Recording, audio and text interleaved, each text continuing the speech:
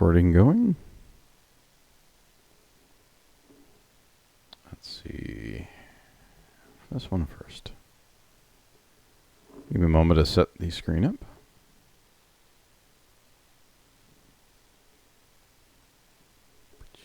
There we go.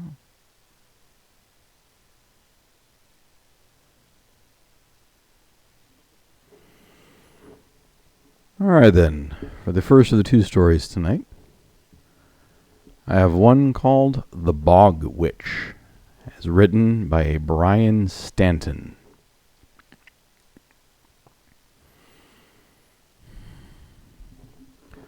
Frogs croak at sundown in the bogs. That's when she took visitors. I heard their chorus and quickened my pace. Each high knee step took me closer to her, but burned deeper into my thighs and abdomen. My feet grew more tender with each step. My pack was light, but 2 days trasping through a swamp was enough to exhaust me. A week trekking down the mountain, and my bones hurt. My lungs burned too, like hot coal singeing my insides. I reached for my canteen, the old stainless steel one I had plucked from the corpse of a long-dead soldier, but found it empty. The marsh water was bitter and unfit to drink. I searched for a sign of the village, a lantern, a column of smoke, voices. Nothing. I'd yet to see any of the witch's sentinels, but I knew I was close. They had probably been watching me for miles. I had been assured that they wouldn't kill me. The red scarf around my neck indicated to the queen of the bog that I was an ambassador, a messenger from the mountains, that I come bearing gifts. Her gift was still there, lashed to my belt with the strongest cord I could find. And no matter how thirsty I was, I wouldn't drink it. I glanced down at the bottle. The clear liquid gleamed in the fading light. I prayed that it was enough, that she'd accept the gift, accept me, that perhaps my efforts would not be in vain, and that the curse would be lifted. I didn't know what my village had done to incur her wrath to begin with, but she demanded a vial of the crystal-clear waters of our spring as a peace offering, a necessary ingredient to whatever new potion she was concocting, no doubt. Yet they urged me to deliver to her regardless.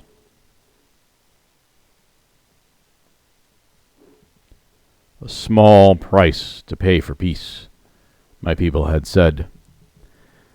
They were tired of burying the dead. So was I. But would it end there? I pressed on.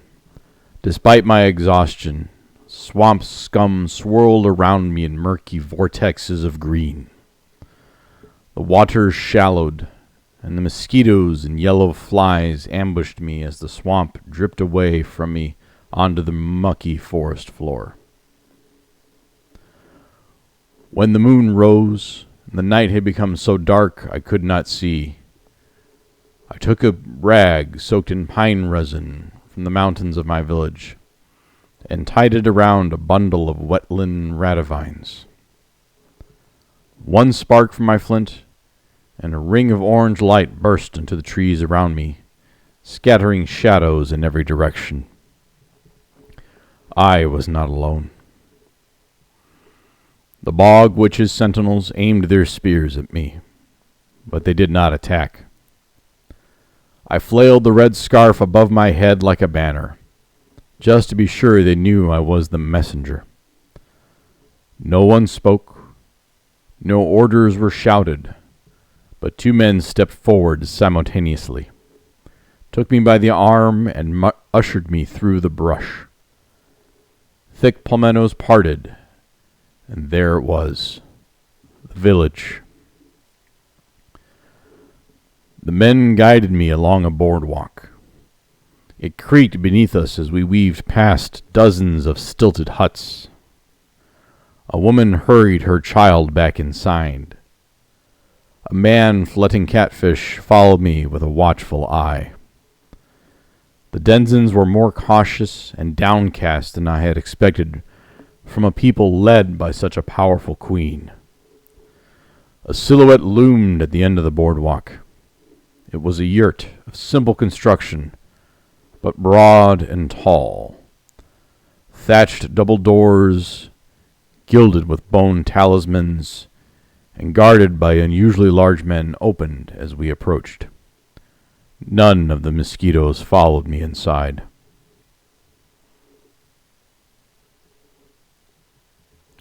The smell of burning incense, torches, and smoked meats filled the room. I saw a throne in the dim firelight, the skin of an alligator draped across its backrest, and wicker vines sprouting up from its base like roots. A figure, obscured by the smog, rose up. It was the Bog Witch. She wore a crown of teeth that pinned her hair into wavy black columns like wisps of smoke. When she spoke, her voice sounded harsh and damaged, yet somehow youthful, like fruit not yet ripe, but ravaged by the flies while still on the tree. "You are the messenger from the mountains," she said. "The water-bearer." One of my escorts shoved me forward. I stumbled and caught myself. "I am," I said. "I have brought the spring water you requested, as clear as crystal." I unlashed the bottle and held it up. Orange torchlight splashed on the glass, bewitchingly beautiful. She leaned forward from her throne, the whites of her eyes materializing in the smoke. "Is it pure?" "It is," I said. "Very much so." She made a gesture to the guards. "Bring it to me." "Hold," I commanded, as I removed the lid from the bottle. "This settles things, then." The guards froze, looking to their queen for instruction. "You will lift the curse, the same spell that took so many lives." The witch did not speak. I tilted the glass as a threat. She needed it. I knew that much. Still, she said nothing. "You will undo whatever evil you cast on my people." The two sentinels inched their way closer, and she still said nothing. "You will relent the suffering you've subjected us to. My family too. My daughter." The smoke thinned for a moment, and I saw her face in the lull. White teeth exposed her sinister satisfaction, her eyes resolved and unyielding. "That's what I thought," I said. "You lied." I raised the bottle above my head, smiled, and hurled it at the queen. The glass shattered against her jaw, showering her and her throne. A guard gasped. The room fell silent. The queen held her jaw, blood dripping through her fingers, eyeing me in disbelief. "Well," I said, yanking a torch from the wall, "I lied too. That isn't water. It's vodka." One spark from the torch, and the throne burned like the dawning sun. The frogs weren't croaking anymore. That is The Bog Witch, as written by Brian Stanton. It'll take just a moment, so I grab a quick drink. It's a nice little short one. And I have a friend request I need to bloop. Do slugs. Actually, I have a handful of friends requests. Boop. Boop. There we go. All right, one moment. I'm going to grab a quick drink.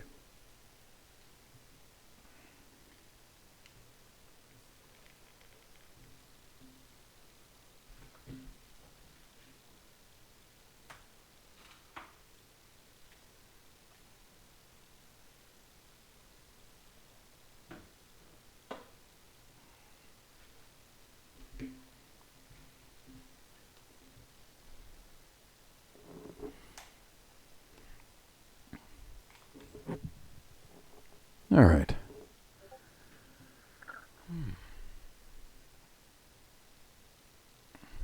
The next story.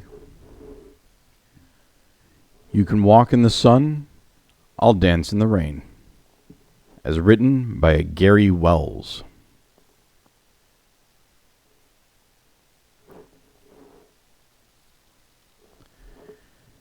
Erin Flattery was a normal young woman.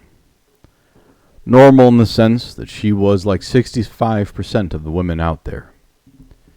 She wasn't drop-dead gorgeous, but she had a cute smile. She didn't have the charisma of a social media superstar, but she could come up with a snappy comeback once in a while. She wasn't the picture of perfect health, but she can make some really yummy cupcakes for her friends on special occasions. Erin was purposefully pleasant towards service staff. She was particularly efficient at minimizing trash, and she put smiley faces and heart emojis in most of her correspondence. She constantly felt the impulse to be a ray of sunshine in the world. But like most other women her age, she was also hiding an undercurrent of anxiety, frustration, grudges, and loneliness. While Erin was pretty good at keeping those negative feelings at bay, every once in a while she could feel herself becoming a bit overwhelmed by one of the darker moods. On this particular Tuesday, it was her anxiety that was riding high. She was supposed to meet a guy to have lunch together.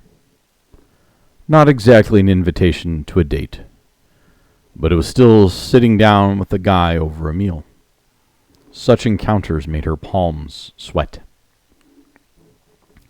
Tim was a good guy, a normal guy. Although he would never be cast in an aftershave commercial, he did have a full head of wavy light brown hair above his glasses. He wasn't a suave man of the world, but he was a guy who didn't mind asking for directions. No Marvel superhero body, more likely to be described as buoyant. Erin and Tim had met each other originally in a municipal teen choral group. Although they never really talked then, they saw each other regularly at rehearsals and community concerts. That lasted for a year, and then Tim disappeared. The next time Erin saw him was during a service project in college, helping to set up homes for families who had been homeless. She and Tim did talk a little then, but they didn't exchange phone numbers or anything. Then Erin landed a job at a magazine publisher as a proofreader and receptionist.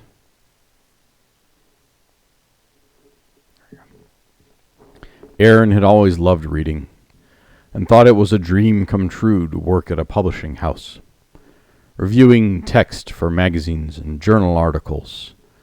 It was not the perfect situation, but it got her in the door of the publishing world.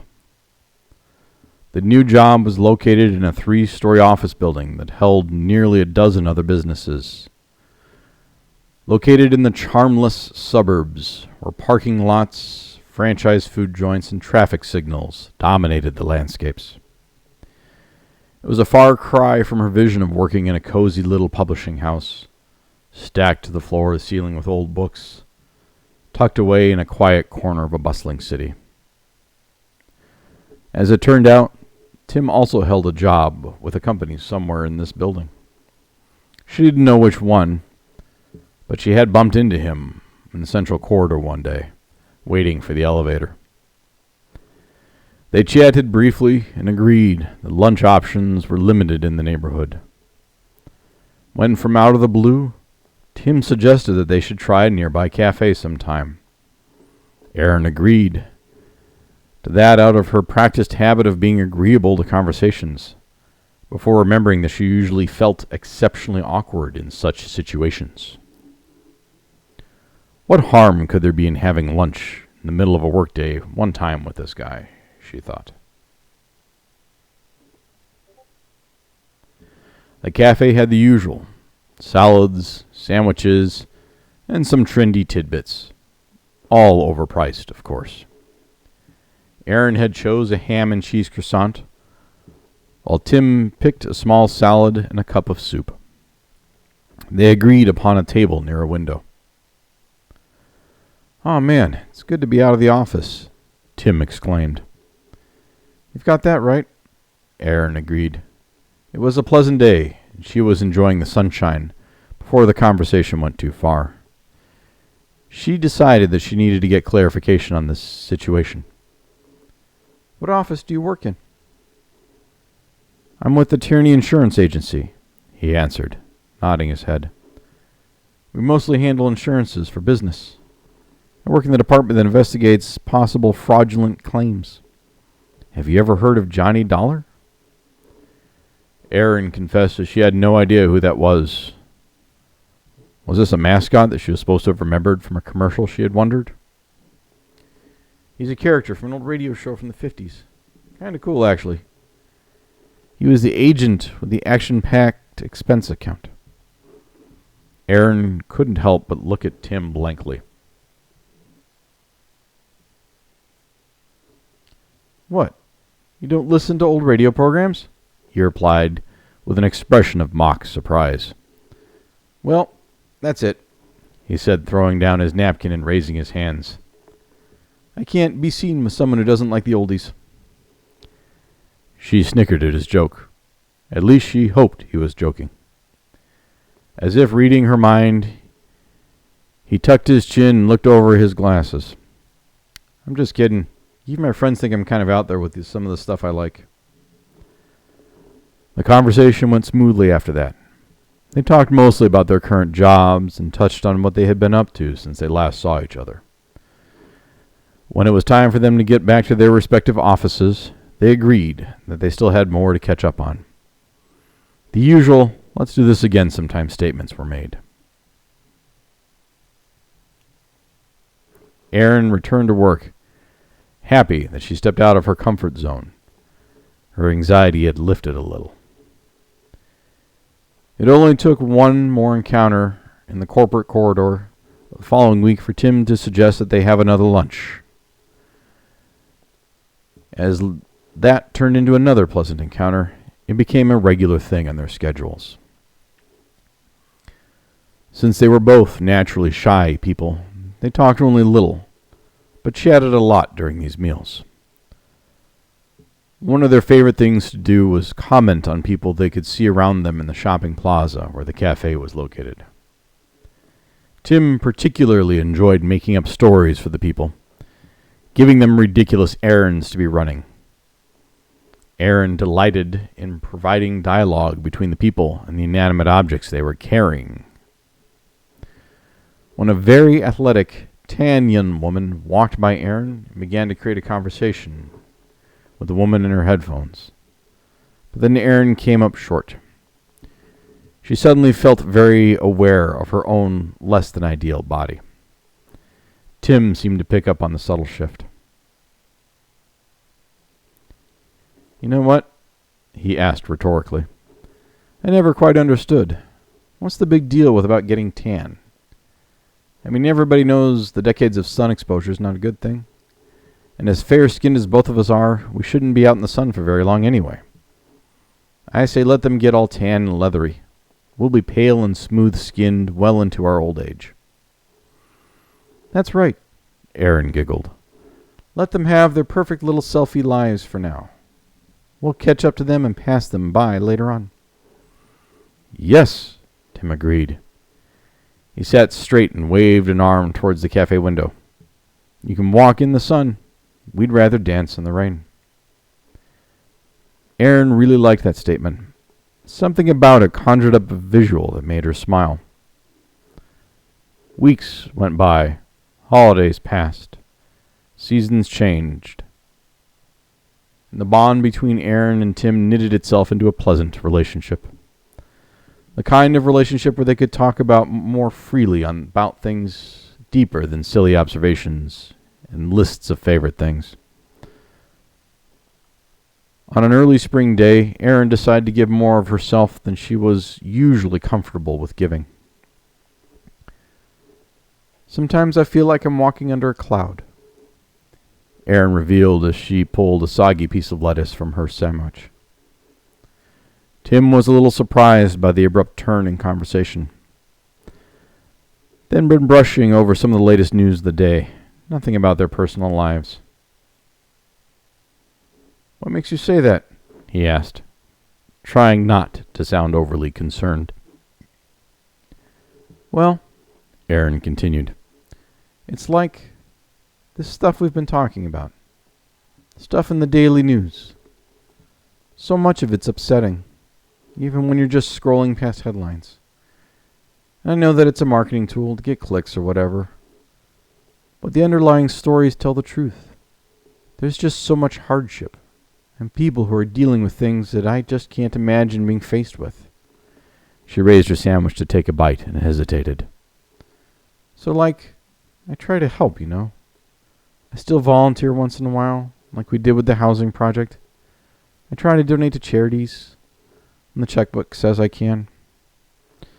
Tim chuckled and nodded. Erin continued describing how she felt. But I just feel like I keep coming up short. No matter how much I do, it's just not enough.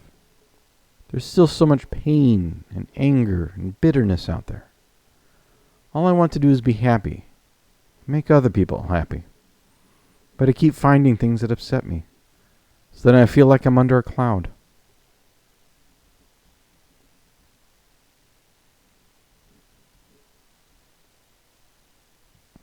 Tim put down his sandwich and wiped his hands on the napkin. I know exactly how you feel, he began. And whenever I start thinking that way, I just keep coming around to the realization that I'm doing all I can. And that's all I'm responsible for. If I can make everyone happy and still be happy myself, great. Unfortunately, no one put me in charge of the world. And if they did, I'd probably just make some really strange decisions for people. Tim laughed and Erin smiled. Like make everyone listen to old radio programs? She joked as she took a bite of her sandwich. Hey, he responded, I guarantee people will be happy if they listen to more Jack Benny. Erin had to cover up her mouth as she laughed. If all I can do is make the world a better place in little ways, Tim continued, then I've done what I'm supposed to do. It's all any of us can do. Erin thoughtfully finished her bite. Yeah, she said. I know what you're saying, and you're right. She looked wistfully out the window. A cluster of little clouds were passing overhead. I guess it's foolish to think I have to be happy and make everyone else happy all the time. Well, we all want to be happy, Tim said. And most of us want to make sure other people are happy too. It's just a tall order to try and make sure everyone's happy all the time. Erin smiled slightly before returning her gaze through the window. Tim reached over and for the first time tenderly laid his hand on hers. Hey, you're a wonderful person. You're so funny and caring. To be honest, you have a cute face that's nice to look at. She felt herself blush, but didn't pull away. Just being yourself is bringing sunshine into the world. You don't have to try that hard. If you have a cloud over yourself once in a while, that's okay. That's natural. After all, clouds bring rain. The rain brings the flowers. And flowers bring the sunshine. Wait. Tim reflected for a moment. Okay, maybe that metaphor walked away from me. They both laughed a little. What I'm trying to say is, you do plenty to make this world a better place.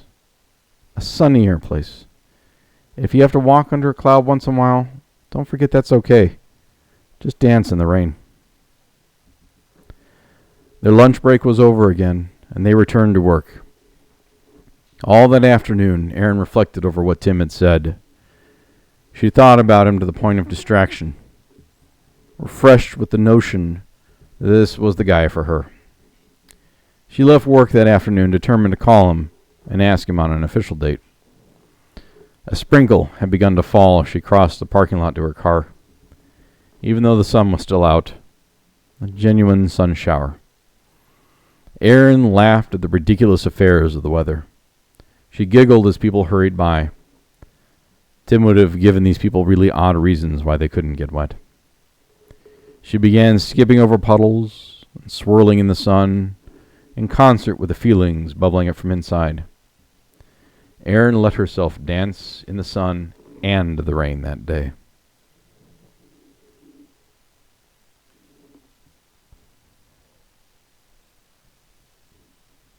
That is, You Can Walk in the Sun and I'll Dance in the Rain, as written by Gary Wells. There we go. I thought that was a pleasant one, with a good message that some people here should take to heart.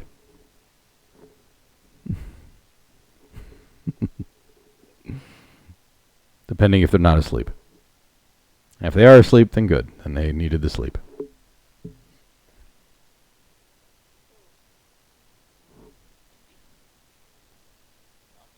I'm pretty confident we lost Omni.